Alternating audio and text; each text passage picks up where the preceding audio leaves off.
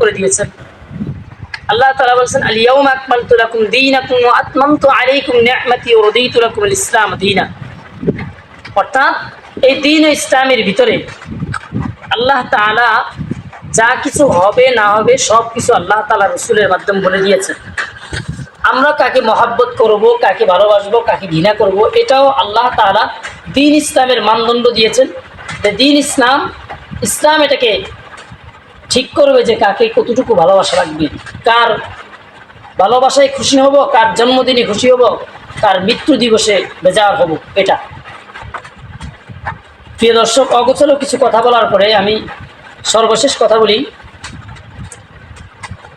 যে ঈদ শব্দটা তারা যেই আয়াতের দলিল ভিত্তিক যে কথা বলে, শুধুমাত্র কোরআনে কারীমের মধ্যে একটি মাত্র আয়াত, সূরা ইউনূসের একটা আয়াত, কুল বিফাদলিল্লাহি ওয়া বিরহমাতিহি ফালিযালিকা ফালইফরাহু। এই আয়াতের যত তাফসীর আছে সমস্ত তাফসীরের মধ্যে কুল বিফাদলিল্লাহি ওয়া বিরহমাতিহি ফালিযালিকা, কুল বিফাদলিল অর্থাৎ এখানে রহমত দ্বারা আল্লাহ তাআলা আল্লাহ রসুলকে বুঝিয়েছেন। যত তাফসীর আছে এই ভণ্ডর দল হগল তারা কোরআনে কারীমের তাফসীর না বুঝে তার নিজেদের মন গড়া তাফসীর করে তারা এটাকে ঈদে মিলাদুন নবী উদযাপন করে। অথচ ঈদ আল্লাহ তাআলার পক্ষ থেকে আল্লাহ রসুল আমাদেরকে ঈদ দিয়েছেন দুইটা, এটা হলো ঈদুল আজহা আর একটা হলো ঈদুল ফিতর। তারা ঈদ বানিয়েছে ঈদে মিলাদুন নবী। আসলে আমরা কাকে মহাব্বত করব, মহাব্বত এটা অনেক উঁচু পর্যায়ের জিনিস, সেটা আল্লাহ রসুল মাপকাঠি দিয়েছেন, সময় নির্ধারণ করে দিয়েছেন। রসুলকে মহাব্বত করা, রসুলকে ভালোবাসা এটা ঈমানের একটা দাবি। তো রসুল করিম সাল্লাল্লাহু আলাইহি ওয়াসাল্লাম তিনি একথাও বলেছেন হাদিসে পাকের মধ্যে, মুসান্নিফে আব্দুর রাজ্জাক কিতাবের মধ্যে হাদিস উল্লেখ করেছেন, লা তাত্তাখিদু ইয়াওমান ঈদা লা তাত্তাখিদু শাহরান ঈদা, যে তোমরা কোনো দিনকে তোমাদের মন গড়া ঈদ বানিও না।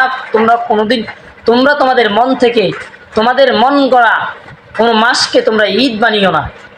স্পষ্ট রসুল বলার পরেও এই ভণ্ড বেদাতির দলেরা তারা 12ই রবিউল আউয়ালকে ঈদ বানিয়ে ফেলেছে, যা বাংলাদেশের মধ্যে একটা ভাইরাস রূপ ধারণ করেছে।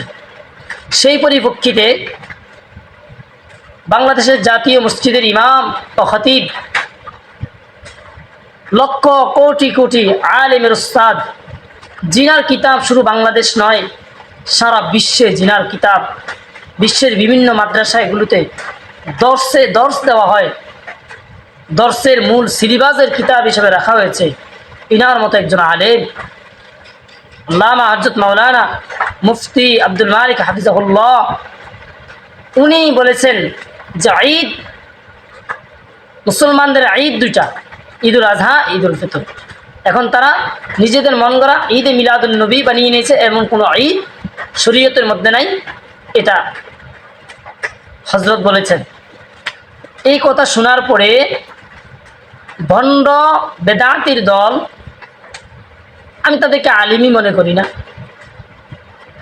যে জৈনপুর আব্বাসী হুজুরের মঞ্জিলে তার দরবারের এক পালিত কুকুর বললে সারে, পালিত এক মুরিদ, তার নাম হলো মাসুক, সে আব্দুল মালিক হাফিজাহুল্লাহকে অকথ্য ভাষায় গালিগালাজ করেছে।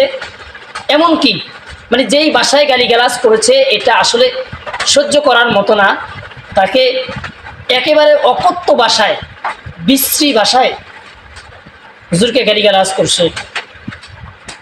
আসলে তাদের মূল হচ্ছে গালিগালাজ করা, এদের গালিগালাজ ছাড়া এদের কোনো পুঁজি নেই।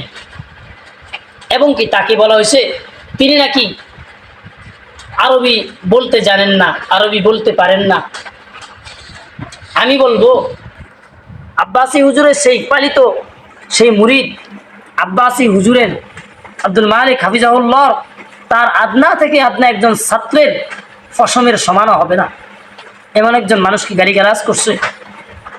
এবং আব্বাসী হুজুর এটাকে একটা নাটক সাজাইছে, সে হঠাৎ করে গাড়ির সামনে দাঁড় করাইয়া সে একটা ভিডিও করছে, তাকে শাসন করতেছে, বলতেছে যে তুমি কেন গালাগালি করবা, গালাগালি করা ঠিক হয় নাই। এরপরে সে আব্বাসী হুজুর সে একটা কথা বলছে, কেউ হয়তো বা বুঝছেন কেউ বোঝেন নাই। তিনি বলতেছেন যে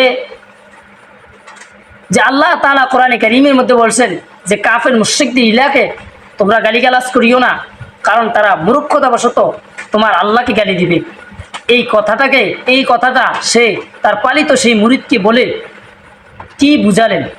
মূলত তিনি বুঝাইতে চাইলেন যে আব্দুল মালিক হাফিজাহুল্লাহকে তিনি মুশরিকদের কাতারে অন্তর্ভুক্ত করে দিলেন।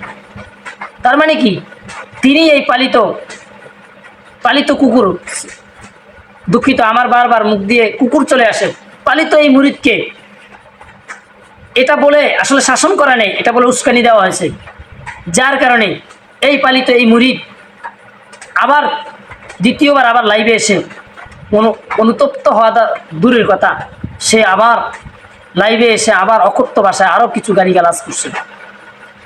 তো আমি বাংলাদেশ সরকারের কাছে আবেদন জানাই, তাকে ধরে আইনের আওতায় আনা হোক, তার সাথে সাথে তার ওস্তাদ, তার শাইখ এই ডক্টর এনায়েতুল্লাহ আব্বাসী সাহেবকেও বিচারের কাঠগড়ায় দাঁড় করানো হোক। কারণ তার সে পালিত সে মুরিদ, সে তাকে কন্ট্রোল করতে পারে না এবং তাকে উস্কানি দেওয়া হয়েছে।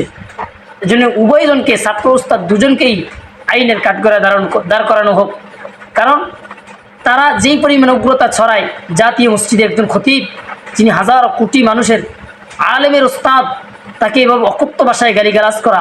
হ্যাঁ, যদি তোমার দলিলের জোর থাকে সরাসরি আসেন, জাতীয় মসজিদে আসেন, তার ছাত্রের সাথে বসেন, কিন্তু তার ছাত্রের সাথে না বসে কুকুরের মতো ঘেউ ঘেউ শুরু করছে।